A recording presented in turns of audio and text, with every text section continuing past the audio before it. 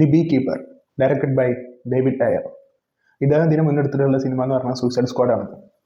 ഏകദേശം 8-10 കൊല്ലം മുന്നേ ഡയറക്റ്റ് ചെയ്തൊരു സിനിമയാണ്. അത് അന്ന് ഉണ്ടാക്കിയ ഒരു ഫാൻ ബേസ് എന്ന് പറയുന്നത് ചില്ലറൊന്നുമല്ല. എനിക്ക് തോന്നുന്നു ക്രിസ്റ്റഫർ നോളൻ്റെ ഈ ഫസ്റ്റ് ബാറ്റ്മാൻ ഉണ്ട്, ബാറ്റ്മാൻ്റെ ഫസ്റ്റ് പാർട്ട് ഉണ്ടല്ലോ, അതിൻ്റെ അത്ര തന്നെ ഫാൻ ബേസ് പിന്നെ അതിന് ശേഷം ഉണ്ടാക്കുന്നത് സൂസൈഡ് സ്ക്വാഡാണ്. കാരണം ആ സമയത്ത് ഇത്രത്തോളം സിനിമൻ്റെ ഇൻഡസ്ട്രിയിൽ ടെക്നോളജി ഒന്നും വളർന്നിട്ടില്ല. അപ്പോൾ ആ സമയത്താണ് സൂസൈഡ് സ്ക്വാഡ് എന്ന് പറഞ്ഞ സിനിമ അദ്ദേഹം എടുത്തിട്ടുണ്ടായിരുന്നത്. അപ്പോൾ ഓബിയസ്ലി ബീ കീപ്പർ എന്ന് പറഞ്ഞൊരു സിനിമ ജേസൺ സ്റ്റാത്തത്തിനെ വെച്ചെടുക്കുമ്പോൾ, അത്ര പ്രൊഫഷണൽ ആയിട്ടുള്ള ഒരു ആക്ടറിനെ വെച്ചെടുക്കുമ്പോൾ ഹൈപ്പ് ഉണ്ടാവും. അപ്പോൾ ഇത് തിയേറ്ററിൽ റിലീസ് ചെയ്ത സിനിമയാണ്, ഇവിടെ നിന്ന് റിലീസ് ചെയ്തിട്ട് ഞാൻ എനിക്ക് തോന്നുന്നത്, ഞാൻ നോക്കിയപ്പോൾ കണ്ടിട്ടുണ്ടായിരുന്നില്ല. അപ്പോഴാണ് OTT ഒരാഴ്ച മുന്നേറ്റാണ് ഇറങ്ങിയിട്ടുണ്ടായിരുന്നത്. And I did watch the movie and I didn't like it. എനിക്ക് ഒരു രീതിയിൽ ഇഷ്ടപ്പെട്ടില്ല. അത് ഇഷ്ടപ്പെട്ടില്ല എന്ന് പറഞ്ഞ സമയത്ത് ആ സിനിമയിൽ ഒന്നും ഇല്ല എന്നുള്ളതിൻ്റെ അർത്ഥം ഞാൻ ഫുള്ളായിട്ട് ഞാൻ പറഞ്ഞുതരാം. ഈ സിനിമയുടെ പ്ലോട്ട് എന്ന് പറഞ്ഞത്, ജേസൺ സ്റ്റാത്തത്തിന് വേണ്ടപ്പെട്ട ഒരാൾ, വേണ്ടപ്പെട്ട ഒരു വ്യക്തിക്ക് ഒരു ട്രാജഡി സംഭവിക്കും. അപ്പോൾ ആ ട്രാജഡിൻ്റെ പിന്നിൽ ആരൊക്കെയാണുള്ളത് അവരൊക്കെ കണ്ടുപിടിച്ച് കൊല്ലാനുള്ള ഒരു മിഷനേറ്റ് പോണ ഒരു സംഭവമാണ് ജേസൺ സ്റ്റാത്തം. ഒരു വൺ മാൻ ആർമി എന്ന് പറഞ്ഞ ഒക്കെ പോലത്തെ ഒരു സംഭവമാണ് എടുത്തിട്ടുള്ളത്. അദ്ദേഹം റിട്ടയർഡാണ്. ആര്? ജേസൺ സ്റ്റാത്തം റിട്ടയർഡാണ്. അപ്പോൾ നിങ്ങൾ ചോദിക്കും എന്തിന്ന് റിട്ടയർഡ്? എനിക്കറിയില്ല. അത് തന്നെയാണ് സിനിമേൻ്റെ പ്രശ്നം. ഒന്നും മനസ്സിലാവില്ല. 1.25 മണിക്കൂർ ഒന്നും മനസ്സിലാവാതെ ഒരു ഗുമ്മില്ല. അത് ഇങ്ങനെ ഇരിക്കുക സിനിമയാണ്, ഒന്നും മനസ്സിലാവില്ല. ഇതിനാദ്യത്തെ മനസ്സിലാവാത്തൊരു സംഭവം പറഞ്ഞുതരാം. ഒന്നത് ജേസൺ സ്റ്റാത്തം ഇതിന് മുന്നേ എന്തായിരുന്നു എന്നുള്ളത് അത് ഇതിൽ പറഞ്ഞില്ല. അത് ഞാൻ ആരാ പറയാ? ഇവരെന്നെ പറയണ്ടേ ഇതിന് മുന്നേ എന്ത് റിട്ടയർഡ് എന്ന് പറയാന്നല്ലാതെ ജേസൺ സ്റ്റാത്തം ഇതിന് മുന്നേ എന്തൊലക്കം വന്നാണ് റിട്ടയർഡ് ആയി എന്നുള്ളത് ഈ സിനിമയിൽ പറഞ്ഞില്ല. പിന്നെ അടുത്ത സംഭവം എന്ന് പറയുന്നത് ഇതിൻ്റെ ഡയറക്ഷന് ബിഗിനർ ലെവലിലുള്ള ഡയറക്ഷനാണ്. അതായത് സൂയിസൈഡ് സ്ക്വാഡ് എടുത്ത ഒരു വ്യക്തിയാണ്, അത്ര ടോപ്പ് ലെവലിൽ ഒരു സിനിമ എടുത്ത ഒരു വ്യക്തിയാണ് ജേസൺ സ്റ്റാത്തത്തിനെ വെച്ചിട്ട് ഈ ഒരു സിനിമ എടുക്കണമെന്നുള്ളത് സിനിമ കണ്ടാൽ നമ്മൾ വിശ്വസിക്കാൻ പറ്റില്ല. അതിലേക്ക് ഞാൻ വരാം. ഡയറക്ഷൻ്റെ മൊത്തം സാധനങ്ങൾ ഞാൻ പറഞ്ഞുതരാം. പിന്നെയെന്ന് വെച്ച് കഴിഞ്ഞിട്ടുണ്ടെങ്കിൽ ഇതിൻ്റെ പെർഫോമൻസ്, ജേസൺ സ്റ്റാത്തം ഒഴികെയുള്ളവർ, ഇതിൽ FBI ഒരു പെണ്ണുണ്ട്, ഇത് നായിക എന്നൊക്കെ ആണെങ്കിൽ പറയാം. നമുക്ക് മൂപ്പത്തിയേരി ഇതിൽ ക്ലൈമാക്സിൽ മൂപ്പത്തിരി എപ്പോഴും ഇങ്ങനെയാണ്. ഇതിൽ ലാസ്റ്റ് ഈ സിനിമയുടെ ക്ലൈമാക്സ് ഉണ്ടല്ലോ, ക്ലൈമാക്സിൽ ഒരു ബിൽഡിങ്ങിൻ്റെ ഉള്ളിലേക്ക് പോകുന്നുണ്ട്. അപ്പോൾ പട്ടാളക്കാരും ഇവരൊക്കെ അതിൻ്റെ ഉള്ളിലേക്ക് കയറുന്നില്ല. അതങ്ങനത്തെ ഒരു ഇതിൽ സിനിമ എത്തുക കാണുമ്പോൾ മനസ്സിലാവും. അപ്പോൾ ഇതിൽ ഈ FBI ഒരു അമ്മച്ചിയല്ല, ഒരു നടിയുണ്ട്. അപ്പോൾ ഈ നടി ഇതിൽ പോകണം കേട്ടോ. അപ്പോൾ ഇവരെല്ലാവരും വെയിറ്റ് ചെയ്യാണ്. അപ്പോൾ 37 വന്നിട്ട് 37 മാസം കാണിക്കും. നോ ടൈം ടു വെയിറ്റ് എന്ന് പറഞ്ഞിട്ട് തൂക്കെടുത്തിട്ട് ഉള്ളിലേക്ക് പോകും. ഇങ്ങനെ പോകും. താറാവ് കയറി പോകണ പോലെ പോകും. എന്നിട്ട് ജേസൺ സ്റ്റാത്തത്തിനെ അണ്ണാക്കി കാണാൻ പോകുന്നത്. ജേസൺ സ്റ്റാത്തം എന്ന് പറഞ്ഞാൽ ആർക്കും തൊടാൻ പറ്റാത്ത അങ്ങനത്തെ ഒരു സംഭവമാണ് ഇതിൽ കാണിക്കുന്നത്. പിന്നെ ഇത് ഞാൻ പറഞ്ഞ നടീനല്ല കേട്ടോ പറയുന്നത്, ഇതിൻ്റെ ഡയറക്ടറിനാണ് പറയുന്നത്. കാരണം ഒരാളവിടെ പെർഫോം ചെയ്യുന്ന സമയത്ത് അത് ക്യാമറയിൽ എങ്ങനെ അത് പടർന്നുണ്ട് എന്നുള്ളത് നോക്കാൻ ഡയറക്ടർ ഇരിക്കുന്നത്. അതെപ്പോഴും ആക്ടേഴ്സിന് അറിഞ്ഞോളന്നില്ല. അപ്പോൾ ജേസൺ സ്റ്റാത്തത്തിൻ്റെ പെർഫോമൻസ് ഇതിൽ നന്നായിട്ട് വരാനുള്ള കാരണം അദ്ദേഹം അത്രയും പ്രൊഫഷണലായിട്ട് എത്ര എക്സ്പീരിയൻസ് ഉള്ള ആക്ടറാണ്. അദ്ദേഹം ഒരു സംഭവം ചെയ്തു കഴിഞ്ഞാൽ അത് എങ്ങനെ ക്യാമറയിൽ വരും എന്നുള്ളത് അദ്ദേഹത്തിന് അറിയാം. പക്ഷെ അതേപോലെ തന്നെ ആയിക്കൊള്ളുന്നില്ല ജേസൺ സ്റ്റാത്തത്തിന് ഒപ്പം അഭിനയിക്കുന്നവർക്ക്. അപ്പോൾ അതൊക്കെ ഒന്ന് ശ്രദ്ധിച്ചുകൂടെയിരുന്നു എന്നുള്ളൊരു ചോദ്യമുണ്ട്. അതേപോലെ തന്നെ ഇതിൽ അടുത്ത സംഭവം ബീ കീപ്പർ എന്ന് വെച്ചിട്ടുണ്ടെങ്കിൽ ഇത് തൊഴിലാണ്. ഓക്കെ, ജേസൺ സ്റ്റാത്തം എന്തിനോ റിട്ടയർഡായിട്ട് എനിക്ക് തോന്നുന്നത് ഈ ഗവൺമെൻറ് ഒഫീഷ്യൽസ് ഉണ്ടാവില്ലേ, ഈ കമാൻഡോസ് ഒക്കെ പോലെ വരുന്ന ആൾക്കാരുണ്ടാവില്ല, പ്രത്യേക മിഷൻസിന് മാത്രമൊക്കെ ഒരു ടീം ഉണ്ടല്ലോ, അത് ഗവൺമെൻറ് ഒഫീഷ്യൽ അല്ലാതെ ഇഷ്ടമുള്ള മിഷൻസ് തിരഞ്ഞെടുത്തിട്ട് അത് തീർക്കാൻ വേണ്ടി ശ്രമിക്കണേ. അതായത് കമാൻഡോസിന് പോലും ചെയ്തു തീർക്കാൻ പറ്റാത്ത അങ്ങനത്തെ മിഷൻസ് ട്രാക്ക് ചെയ്തിട്ട് അത് തീർക്കാൻ വേണ്ടിയിട്ട് ശരിക്കും ഉണ്ട്. അത് ഗവൺമെൻറ് അൺഒഫീഷ്യൽ ആയിട്ടുള്ളൊരു ടീം ഉണ്ടാവും. അങ്ങനെയാണെന്നാണ് എനിക്ക് തോന്നുന്നത് സിനിമ ഉണ്ടാക്കും. ഇനി ഡയറക്ടർ എന്ത് ഉദ്ദേശിക്കുന്നുള്ളത് ഡയറക്ടറോട് ചോദിക്കേണ്ടി വരും. അപ്പോൾ എനിക്കിത് അങ്ങനെയാണെന്ന് തോന്നിയത്. അപ്പോൾ അതിനുശേഷം ബീ കീപ്പർ എന്ന് പറഞ്ഞാൽ, അതായത് തേനീച്ചക്കൊട്ടിയിൽ നിന്ന് തേൻ എക്സ്ട്രാക്ട് ചെയ്തിട്ട് കൊണ്ടുപോയി വിൽക്കണ അങ്ങനത്തെ ഒരു തൊഴിലാണ് ബീ കീപ്പർ എന്ന് പറഞ്ഞത്. അപ്പോൾ ആ തൊഴിലാണ് ആര് ചെയ്യുന്നത്? ജേസൺ സ്റ്റാത്തം ചെയ്യുന്നത്. സ്പോയിലർ ഒന്നല്ല കേട്ടോ, ഇതൊക്കെ തുടക്കം തന്നെ കാണിക്കണതാണ്.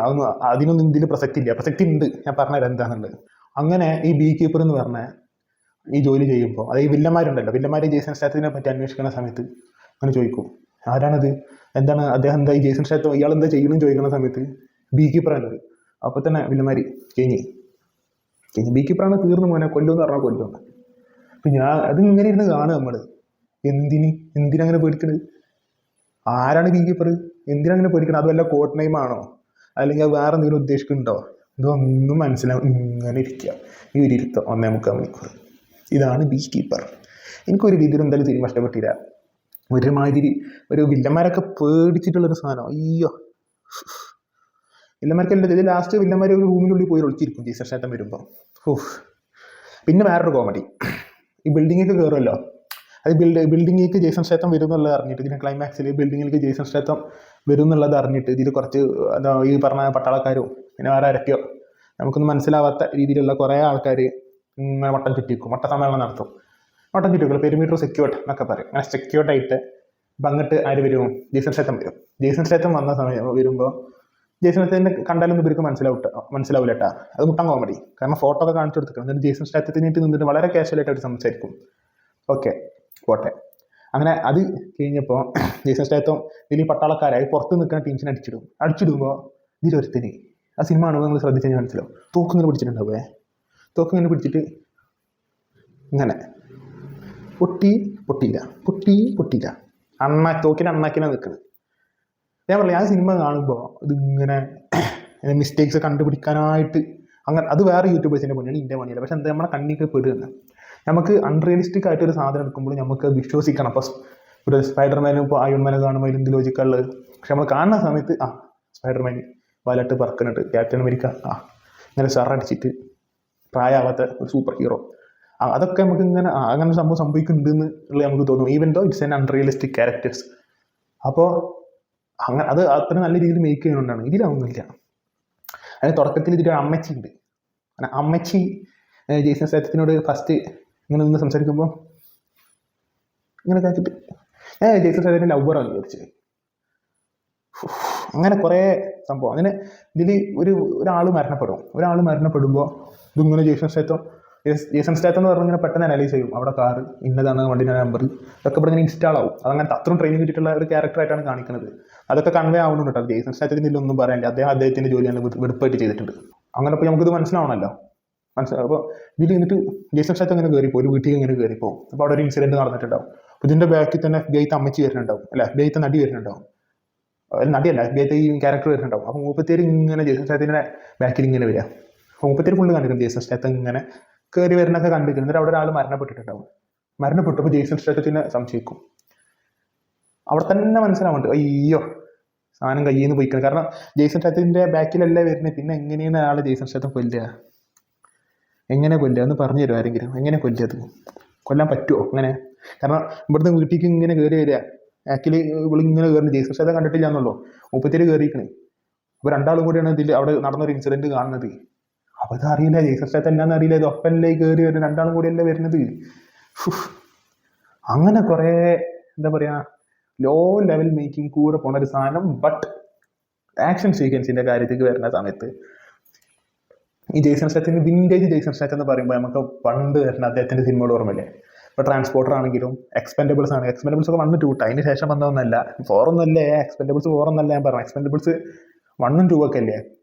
ഈ 1 ഉം 2 ലും ഒക്കെ കണ്ടുവരുന്ന അങ്ങനത്തെ ആ ടൈപ്പ് ഓഫ് ജേസൺ സ്റ്റേത്തത്തിൻ്റെ ഏകദേശം ഒരു രൂപം ഈ ട്രാൻസ്പോർട്ടറിലൊക്കെ കാണുന്ന അങ്ങനത്തെ ഒരു അത്ര ഉണ്ടെന്നുള്ളതല്ല, അങ്ങനത്തെ ഒരു ഇതിലേക്ക് പെർഫോമൻസ് വരെ ജേസൺ സ്റ്റേത്തം പോയിട്ട് അങ്ങോട്ട് എത്തിയിട്ടുണ്ട്. കാരണം ഇതിൻ്റെ ആക്ഷൻ സീക്വൻസ് എന്ന് പറയുന്നത് ഒക്കെ അടിപൊളിയായിട്ട് ചെയ്തിട്ടുണ്ട്. പക്ഷെ ഒന്നും തോന്നണില്ല. അതാണ് സംഭവം. ചില 3-4 കാര്യങ്ങളൊക്കെ കാണുന്ന സമയത്തേക്ക് വാവ് നൈസ് വാവ് എന്നൊരു 3-4 പ്രാവശ്യം നമുക്ക് ഇങ്ങനെ മനസ്സിലായില്ല. അതങ്ങോട്ട് കഴിഞ്ഞിട്ടുണ്ടെങ്കിൽ അതങ്ങോട്ട് മാറ്റി നിർത്തിയാൽ, അത് മാറ്റി നിർത്താൻ മീൻസ് അതൊന്നും നമുക്ക് ഒരു ഇമ്പാക്റ്റ് ഇല്ല, ഒരു ഗുമ്മില്ല. 1.25 മണിക്കൂർ ഇങ്ങനെ ഇരിക്കുക, 1.25 മണിക്കൂർ. അതാണ് ദി ബീ കീപ്പർ. എങ്ങനെയൊക്കെ ആ സിനിമ എടുക്കിയിരുന്നത് അതാണ് ഞാൻ ആലോചിക്കുന്നത്. നല്ലൊരു സ്ക്രിപ്റ്റ് ഉണ്ട്, അതാണ് പ്രശ്നമായി പോയത്.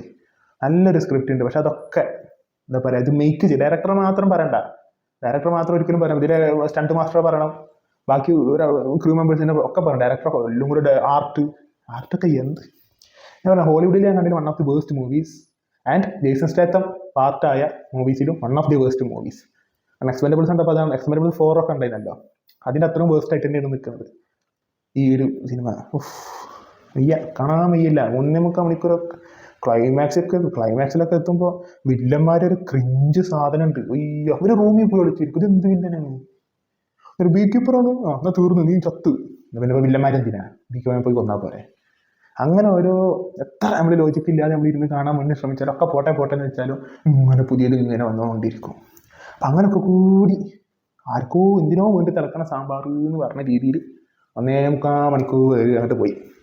കാരണം ജേസൺ സ്റ്റേത്തം അദ്ദേഹത്തിൻ്റെ ആ സ്വാഗും ആ ഒരു സ്റ്റൈലും അതൊക്കെ വളരെ നാച്ചുറലായിട്ട് ജേസൺ സ്റ്റേത്തം ചെയ്യുന്നുണ്ട്. അതിനൊന്നും ഒരു പ്രശ്നം ജേസൺ സ്റ്റേത്തം ഞാൻ ഇതിൽ പറയണേ ഇല്ല. ഞാനിതിൽ അഭിനയിച്ച ആരും പറഞ്ഞില്ല. ഡയറക്ടറും ഇതിന്റെ ഈ മെയ്ക്ക് ചെയ്ത് വന്ന പിഴവാണ്. ഇപ്പൊ ഞാൻ പറഞ്ഞ ലേഡി ക്യാരക്ടർ ഉണ്ടല്ലോ, ഈ നടി നല്ല പെർഫോം ചെയ്യുന്ന നടിയാവും ചിലപ്പോൾ. പക്ഷെ എന്താ പറഞ്ഞു കൊടുക്കണ്ടേ, എന്താണ് ക്യാമറയുടെ മുമ്പിൽ ഒന്ന് ചെയ്യേണ്ടതെന്ന് പറഞ്ഞു കൊടുക്കണ്ടേ, പറഞ്ഞ് മനസ്സിലാക്കി കൊടുക്കണ്ടേ. അത് അവിടെ ഒക്കെ വന്ന പിഴവുകൾ തന്നെയാണുള്ളത്. നമുക്ക് കാണുമ്പോൾ തന്നെ മനസ്സിലാവും. ഇപ്പോൾ സിനിമന്റെ റോക്കറ്റ് സയൻസ് പഠിക്കണം എന്നില്ല, നിങ്ങൾ കാണുമ്പോഴും മനസ്സിലാവും. സോ ഇതാണ് എൻ്റെ അഭിപ്രായം. ഒരു ഡിസാസ്റ്റർ എന്ന് പറയാൻ പറ്റില്ല, കാരണം ജേസൺ സ്റ്റേത്തം ഡിസാസ്റ്റർ ആണ് ശരിക്കും സിനിമ. പക്ഷെ എന്താ ജേസൺ സ്റ്റേത്തം ആണ് ഇത് മൊത്തം ക്യാരി ചെയ്യുന്നത്. ഈ ക്യാരി ചെയ്ത് ഒരു ബിലോ ആവറേജ് എന്നൊക്കെ പറയാനുള്ള രീതിയിലേക്ക് എത്തി. ഡിസാസ്റ്റർ എന്ന് പറഞ്ഞാൽ അതിൻ്റെ അടിക്ക് പോകണം. അതുകൊണ്ട് ജേസൺ സ്റ്റേത്തം എന്നുള്ളൊരു എലമെന്റ് ഉള്ളതുകൊണ്ട് yes, the movie is and below average movie. അത്രേ ഉള്ളൂ. അങ്ങനെ പറയുള്ളൂ. ഡിസാസ്റ്റർ എന്ന് അവകാശപ്പെടാനുള്ളതൊന്നുമില്ല. ജേസൺ സ്റ്റേത്തം ഉള്ളതുണ്ട്. അപ്പോൾ ഇതാണ് എൻ്റെ അഭിപ്രായം. അപ്പോൾ നിങ്ങൾ സിനിമ കണ്ടവരാണെന്നുണ്ടെങ്കിൽ താഴെ കമൻറ്റ് ബോക്സിൽ അഭിപ്രായം പങ്കുവെക്കുക. This is Saqib talks. Signing out.